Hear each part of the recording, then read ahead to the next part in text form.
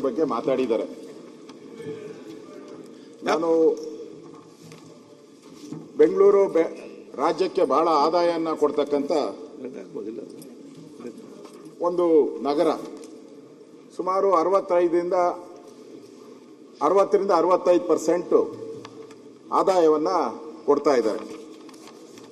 ಒಂದು ರೀತಿ ಬೆಂಗಳೂರು ರಾಜ್ಯದ ಎಂಜಿನ್. ಅದನ್ನು ನಿರ್ಲಕ್ಷಿಸಿದ್ರೆ ರಾಜ್ಯಕ್ಕೆ ಅನ್ಯಾಯ ಆಗುತ್ತೆ ಅಧ್ಯಕ್ಷರೇ. ಆದ್ರಿಂದ ನಾನು ಇಂಪಾರ್ಟೆಂಟ್ ಇವತ್ತು ಹೇಳುವಂಥ ವಿಚಾರ, ಇವತ್ತು ಬಹಳಷ್ಟು ಕಂಪನಿಗಳು ಬೆಂಗಳೂರನ್ನ ಬಿಟ್ಟು ಹೋಗಬೇಕು ಅನ್ನೋ ಒಂದು ಆತಂಕದಲ್ಲೂ ಇದ್ದಾರೆ. ಈಗಾಗಲೇ ಅದರ ಬಗ್ಗೆ ಬಹಳಷ್ಟು ವಿಚಾರಗಳು ಕೂಡ ಚರ್ಚೆಗೆ ಬಂದಿದೆ. ಬಹಳಷ್ಟು ಕಂಪನಿಗಳು ಕೂಡ ನಾವು ಬಿಟ್ಟು ಹೋಗ್ತೀರಿ ಅಂತ ಹೇಳಿದ್ದಾರೆ. ಅದು ಬಯೋಕಾನ್ ಇರ್ಬೋದು, ಇವರೆಲ್ಲರೂ ಕೂಡ ಕಾಮೆಂಟ್ ಮಾಡಿದ್ದಾರೆ. ಸೊ ನಾವು ಹೇಳೋದು ಅಂಥದ್ದು ಮೂಲ ಸೌಕರ್ಯ ಇಲ್ಲದೆ ಹೋಗ್ತಾ ಇರೋವಂಥದ್ದು ಇವರೆಲ್ಲ. ಆ ಮೂಲ ಸೌಕರ್ಯ ಸರಿಯಾಗಿ ಸಿಗ್ತಾ ಇಲ್ಲ, ರಸ್ತೆ ಗುಂಡಿಗಳು ಬಿದ್ದಿದೆ ಅಂತ ಹೋಗ್ತಾ ಇದ್ದಾರೆ. ಅದಕ್ಕೆ ನಾನು ಕೇಳೋವಂಥದ್ದು, ಬೆಂಗಳೂರು ಏನು ಭಿಕ್ಷೆ ಏನು ಕೇಳ್ತಾ ಇಲ್ಲ, ಬೆಂಗಳೂರು ಭಿಕ್ಷೆ ಏನು ಕೇಳ್ತಾ ಇಲ್ಲ, ನ್ಯಾಯ ಕೇಳ್ತಾ ಇದೆ. ಅದರಿಂದ ಇವತ್ತು ಬೆಂಗಳೂರು ಬ್ರ್ಯಾಂಡ್ ಬೆಂಗಳೂರು ಅಂತ ಉಪಮುಖ್ಯಮಂತ್ರಿಗಳು ಘೋಷಣೆ ಮಾಡಿದ್ರು 2.5 ವರ್ಷದಿಂದ. ಆದರೆ ಇವತ್ತು ಆ ಬ್ರ್ಯಾಂಡ್ ಬೆಂಗಳೂರು ಹೋಗಿ ಪ್ರಕಾಶ್ ಹುಕ್ಕೇರಿ ಕಸದ ರಾಶಿಯ ಬೆಂಗಳೂರಾಗಿದೆ. ಇವತ್ತು ರಸ್ತೆ ಗುಂಡಿಗಳ ಬೆಂಗಳೂರಾಗಿದೆ, ಟ್ರಾಫಿಕ್ ಜಾಮ್ ಬೆಂಗಳೂರಾಗಿದೆ, ಈ ಖಾತೆಗಾಗಿ ಅಲೆದಾಟುವ ಬೆಂಗಳೂರಾಗಿದೆ, ಗುತ್ತಿಗೆದಾರರಿಗೆ ಬಾಕಿ ಕೇಳುವಂತ ಬೆಂಗಳೂರು, 5 ನಗರ ಪಾಲಿಕೆಗಳಿಗೆ ಅನುದಾನದ ಕೊರತೆಯಿಂದ ಅನುದಾನವಿಲ್ಲದೆ ಬ್ರ್ಯಾಂಡ್ ಇಲ್ಲ. ಇವತ್ತು ಮನೆ ಕಟ್ಟಿದರೆ ಓಸಿ ಇಲ್ಲ, ಸಿಸಿ ಇಲ್ಲ, ಸಿಬ್ಬಂದಿಗೆ ವೇತನ ಕೊಡಕ್ಕೂ ಹಣ ಇಲ್ಲ. ಪಠಾಣ್ ಅಂದ್ ರೀತಿ ಇವತ್ತು ಕಾರ್ಪೊರೇಷನ್ ಮಾಡಿದ್ದಾರೆ ಹೊರತು ಅದು ದಿಕ್ಕು ದೆಸೆ ಇಲ್ಲದ ಕಾರ್ಪೊರೇಷನ್ ಆಗಿದೆ. ಸುರೇಶ್, ಇವತ್ತು ಗುಂಡಿಗಳು ಬಿದ್ದಿರುವಂತದ್ದು ಇವತ್ತು ಜಗತ್ತೇ ನೋಡಿದೆ. ನಮ್ಮನ್ನು ಇಡೀ ದೇಶದಲ್ಲಿರುವಂತ ಜನನು ಕೂಡ ಇವತ್ತು ಕಾಮೆಂಟ್ ಮಾಡಿದ್ದಾರೆ ಬೆಂಗಳೂರಿನ ರಸ್ತೆಗಳ ಗುಂಡಿಗಳ ಬಗ್ಗೆ. ಸನ್ಮಾನ್ಯ ಉಪಮುಖ್ಯಮಂತ್ರಿಗಳು 10 ಬಾರಿ ಪ್ರವಾಸ, ಪಾದಯಾತ್ರೆ, ರಥಯಾತ್ರೆ, ಏನೇನ್ ಬೇಕೋ ಎಲ್ಲ ಮಾಡ್ಬಿಟ್ರು. ನಗರ ಪ್ರದಕ್ಷಿಣೆ ಪ್ರತಿ ಸರಿ ಹೋದಾಗ ವಾರ್ನಿಂಗ್, ಅವ್ರ ಸ್ಟೈಲಲ್ಲಿ ವಾರ್ನಿಂಗ್, ಹುಷಾರ್ ಅಂತ ಹೇಳಿ 15 ದಿನಗಳು ಕಳೆದು ಹೊರಟೋಯ್ತು. ಗುಂಡಿಗಳು ಮಾತ್ರ ಹಂಗೆ ಇದೆ. 15 ದಿನ ಕಳೆದೋಯ್ತು, ಗುಂಡಿಗಳು ಹಂಗೆ ಇದೆ. ಮುಖ್ಯಮಂತ್ರಿಗಳು ಪಾದಯಾತ್ರೆ ಮಾಡಿದ್ರು, ಸರ್ ಮಾಡ್ತೀನಿ 15 ದಿನ. ಮುಖ್ಯಮಂತ್ರಿಗಳ ಮಾತಿಗೂ ಬೆಲೆ ಕೊಟ್ಟಿಲ್ಲ. ಆದ್ರೆ ಖರ್ಚು ಮಾಡಿರೋ ದುಡ್ಡೇನು ಕೊಟ್ಟಿದ್ದಾರೆ ಲೆಕ್ಕ, 1000 ಕೋಟಿ ಕೊಟ್ಟಿದ್ದಾರೆ. 2,000, 3,000 ಹಿಂಗ್ ಕೋಟಿಗಳು ಹೇಳಿದ್ದಾರೆ. ನಾವು ಇಷ್ಟು ದುಡ್ಡನ್ನ ತಗೊಂಡೋಗಿ ಹಳ್ಳಿಗಳು ಮುಚ್ಚಿದಿರಿ ಅಂತ. ಎಲ್ಲನ ತೋರಿಸಿ ಬೆಂಗಳೂರಲ್ಲಿ ಗುಂಡಿ ಇಲ್ಲದ ರಸ್ತೆಗಳು ಯಾವುದಾದ್ರೂ ಇದೆಯಾ ಬೆಂಗಳೂರಲ್ಲಿ ಹೇಳಿ? ಒಂದೂ ಇಲ್ಲ. ದುಡ್ಡು ಮಾತ್ರ ಖರ್ಚಾಗಿದೆ. ಯಾರ ಜಾಬ್ಗೆ ಹೋಯ್ತು? ಸುರೇಶ್, ಇವತ್ತು ಜೀವ ಕಳ್ಕೊಂಡಿರೋರು ಸುಮಾರು 12ರಿಂದ 13 ಜನ ವಿದ್ಯಾರ್ಥಿಗಳಿರ್ಬೋದು, ಮಹಿಳೆಯರು, ವಿಶೇಷವಾಗಿ ಮಹಿಳೆಯರು ಸ್ಕೂಟ್ರಲ್ಲಿ ತನುಶ್ರೀ ಹೋಗ್ತಾ ಇದ್ದು ಸಾವಾಗಿದೆ. ಅಮಲಾ ಅಂತ ಬಸ್ ಹರಿದು ಹಳ್ಳ ಇತ್ತು, ಬಸ್ ನಿಲ್ಸಿದ್ಕೋಸ್ಕರ ಬಸ್ ಗುದ್ಕೊಂಡೋಗಿದೆ. ಇವತ್ತು ಈ ಎಲ್ಲ ಅನಾಹುತಗಳು ಕೂಡ ಆಗ್ತಾ ಇದ್ರು ಕೂಡ ಇವತ್ತು ಗಡುವು ಅಂತ ಹೇಳಿ ಬಿಟ್ರೆ ಬೇರೆ ಏನೂ ಇಲ್ಲ. ನಾವು ದಿನನಿತ್ಯ ಪತ್ರಿಕೆಯಲ್ಲಿ, ಎಲೆಕ್ಟ್ರಾನಿಕ್ ಅಲ್ಲಿ ಮೀಡಿಯಾದಲ್ಲಿ ನೋಡ್ತಾ ಇದ್ದಿದ್ದು ಗಡುವು ಅದು. ಯಾವ ಗಡುವನ್ನು ಉದ್ಧಾರ ಆಗಿದ್ದ ಗಡುವು ಯಾವುದೂ ಇಲ್ಲ. ಅದರಿಂದ ಇವತ್ತು ಇದರ ಬಗ್ಗೆ ನಾನು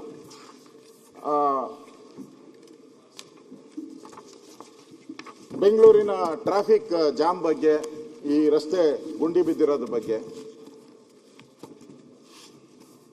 ನಾವು ಹೇಳಿದ್ರೆ ಅದು ಸರ್ಕಾರಕ್ಕೆ ಏನಪ್ಪ ನೀವಿದ್ದಾಗ ಏನ್ ಮಾಡ್ತೀರಾ ನೀವು, ಇದೆಲ್ಲ ಪ್ರಶ್ನೆಗಳು ಹೇಳ್ತಾರೆ. ನಮ್ಮ ಪಕ್ಕದ ರಾಜ್ಯ ತೆಲಂಗಾಣ, ರೇವಂತ್ ರೆಡ್ಡಿ ಮುಖ್ಯಮಂತ್ರಿಗಳು ಅವರು ಬೆಂಗಳೂರು ಕಡೆ ತಿರುಗಿ ನೋಡಬೇಡಿ, ರಸ್ತೆಗಳು ಸರಿ ಇಲ್ಲ, ಟ್ರಾಫಿಕ್ ಜಾಮ್, ಹಳ್ಳ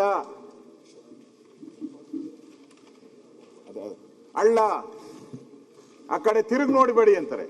ಇಲ್ಲಿ ನಾನು ಫೋಟೋ ನೋಡಿದೆ, ಡಿ ಕೆ ಶಿವಕುಮಾರ್ ಹೋಗಿ ಕೈ ಹಿಡ್ಕೊಂಡು ನನ್ನ ಬ್ರದರ್ ಈಸ್ ಮೈ ಬ್ರದರ್ ಅಂದ್ರು. ನಾನೇ ಅವ್ರನ್ನೆಲ್ಲ ಗೆಲ್ಸಿದ್ದು, ನಾನೇ ಅವ್ರಿಗೆ ಎಲ್ಲ ರೀತಿ ಸಹಾಯ ಮಾಡಿ ಅವರನ್ನ ಮುಖ್ಯಮಂತ್ರಿ ಮಾಡಿದ್ದು. ಆ ಬ್ರದರ್ ಕೈಲೇ ಇವತ್ತು ಬರ್ತಾ ಇರೋದು ಬೆಂಗಳೂರು ಸರಿ ಇಲ್ಲ ಅಂತಾರೆ. ಇಲ್ಲಿ ಯಾರು ಬೆಂಗಳೂರು ಇನ್ಚಾರ್ಜ್? ಯಾರು? D K Shivakumar.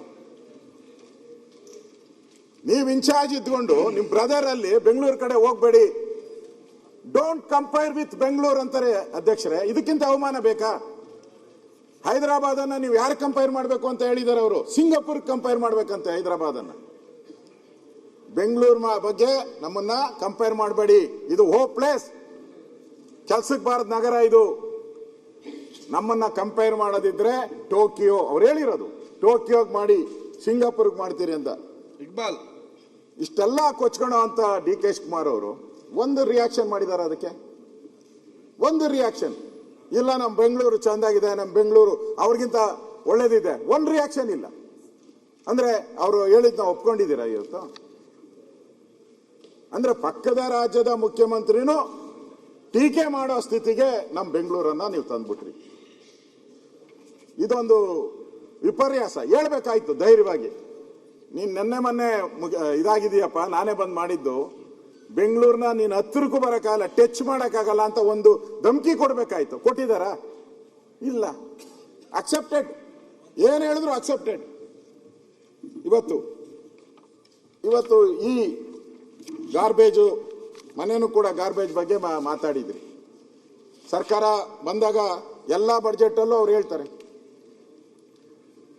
Bengaluru garbage ಜಾಸ್ತಿ ಆಗಿದೆ, ನಾನು 4 ದಿಕ್ಕುಗಳಲ್ಲಿ 400 ಎಕರೆ ಡಂಪಿಂಗ್ ಯಾರ್ಡ್ ಮಾಡ್ತೀನಿ ಅಂತ.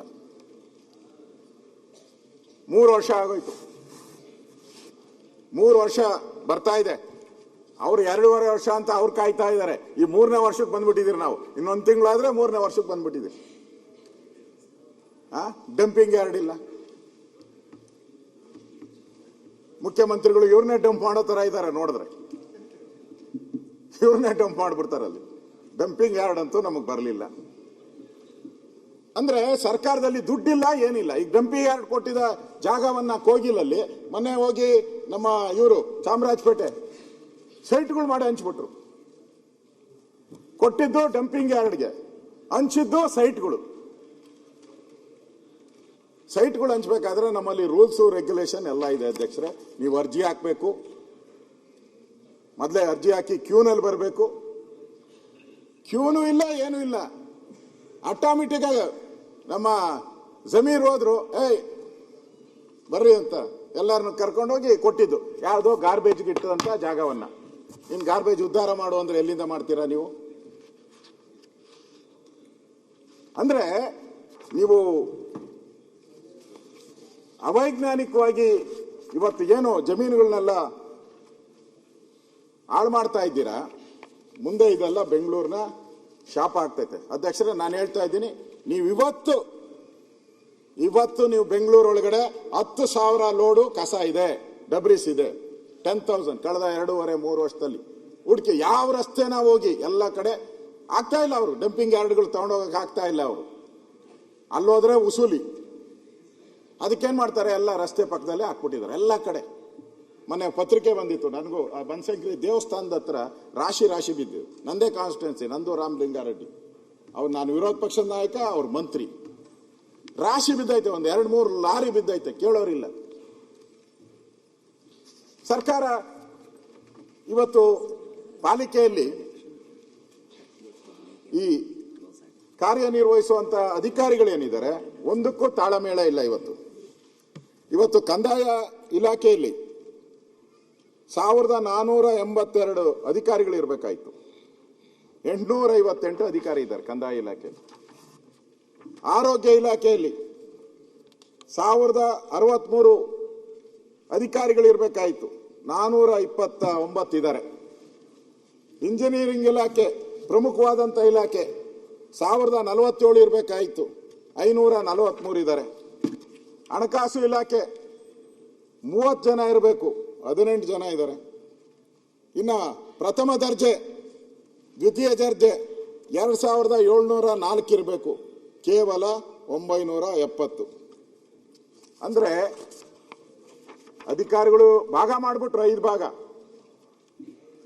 ಯಾರನ್ನೂ ಪೋಸ್ಟಿಂಗೇ ಮಾಡಿಲ್ಲ ಅಂತ ಕಾಟಾಚಾರಕ್ಕೆ 5 ಪಾಲಿಕೆ ಏನಕ್ಕೆ ಮಾಡಬೇಕಾಯ್ತು? ಪಾಲಿಕೆ ಒಂದಿದ್ದನ್ನ 5 ಮಾಡಬೇಕಾದ್ರೆ ನ್ಯಾಚುರಲ್ ಆಗಿ ಜಾಸ್ತಿ ಆಗೇ ಆಗುತ್ತೆ. ಆ ಕಾಮನ್ ಸೆನ್ಸನ್ನು ಸರ್ಕಾರ ಯೂಸ್ ಮಾಡಲೇ ಇಲ್ಲ. ಆ ಕಾಮನ್ ಸೆನ್ಸ್ ಇರಬೇಕಾಯ್ತು, ಹಿಂಗಾಗುತ್ತೆ, ಅಪಾಯಿಂಟ್ಮೆಂಟ್ ಆಗಬೇಕು ಅಂತೇಳಿ. ಮತ್ತೆ ಇವ್ರ ಪಾಲಿಕೆಯಲ್ಲೂ ಕೂಡ ಆದಾಯ ಎಷ್ಟಿದೆ? ಆದಾಯ ಆಸ್ತಿ ತೆರಿಗೆ 4500 ಕೋಟಿ, ನಕ್ಷೆ ಮಂಜೂರಾತಿಯಿಂದ 1200 ಕೋಟಿ, ರಸ್ತೆ ಅಗೆತಾಯಿ ಶುಲ್ಕ 150 ಕೋಟಿ, ಒಟ್ಟು 5850 ಕೋಟಿ ಆದಾಯ ಇರೋದು ಇವ್ರದ್ದು. ಅಷ್ಟೇ. ಬಾಂಬೆಗೆ ನಾವು ಕಂಪೇರ್ ಮಾಡೋಕ್ಕಾಗಲ್ಲ, ಅದರ ಕಾಲ್ಭಾಗನು 5850 ಕೋಟಿ.